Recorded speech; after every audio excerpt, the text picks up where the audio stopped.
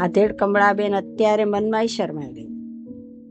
પતિ સાથે તો તેમને ખાસ કંઈ દાંપત્ય નહોતું ભૂલ્યું, પણ થોડું સુખ કદાચ મેળવી લીધું હતું તે યાદ આવ્યું.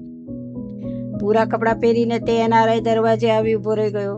દરવાજો ખખડાયો તેણે અદબથી. મે આઈ કમ ઇન?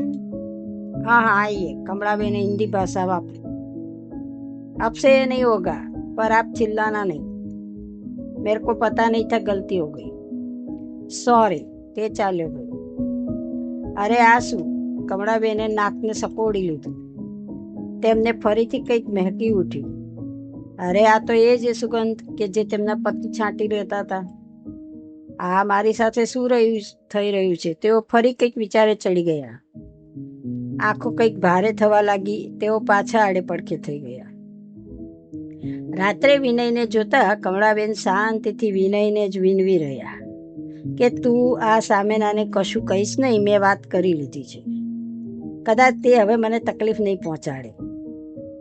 સારું, વિનયે પણ ટૂંકમાં પતાવ્યું. કમળાબેન વિચારે રાખે આ એકલા જ કેમ રહેતા હશે? કદાચ મારી જેમ કુટુંબ અને કબીલાથી કંટાળ્યા જ હશે. નહીં તો ઘરનો સામાન, રહેન સહેન પરથી તો તે પણ કંઈક સુખી અને સમૃદ્ધ દેખાય છે. હશે, જે હોય એ મારી બલા, આપણે શું. થોડા દિવસ પછી વિનયની વહુ ગોમતી કમળાબેનની પાસે આવી. બા સાંભળો છો, આ બાજુવાળા છે ને ગુણવંતભાઈ, તો દુઃખી થઈ ગયા.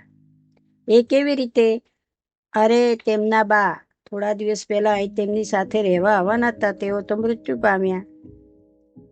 તેઓ ત્યાં ગયા છે અને વિનયને ઘરની ચાવી આપી ગયા છે. કાલે ફોન પર વાત કરતા હતા અને રડતા હતા. પછી કહે કે હું 15 દિવસ પછી આવીશ. ત્યાં કાલે ફરી ફોન આવ્યો કે મારી એક વિધવા બહેન મારી સાથે રહેવા તૈયાર હતી, તો તેની પુત્રવધૂનું પણ ડિલિવરીમાં જ મૃત્યુ થયું, એટલે હવે તે પણ મારી સાથે નહીં આવી શકે. એટલે હું થોડા દિવસ પછી એકલો આવી જઈશ.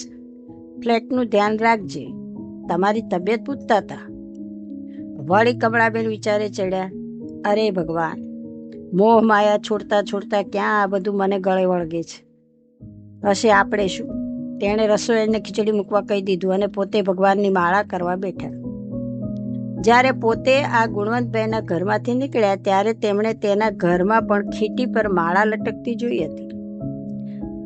તેમના દ્વારા મનોમન બોલાઈ ગયું કે હે પરમાત્મા, સૌને ભગવાન દુઃખ સહન કરવાની શક્તિ આપે. આખરે 2 માસ પછી ફ્લેટ ખુલ્યો.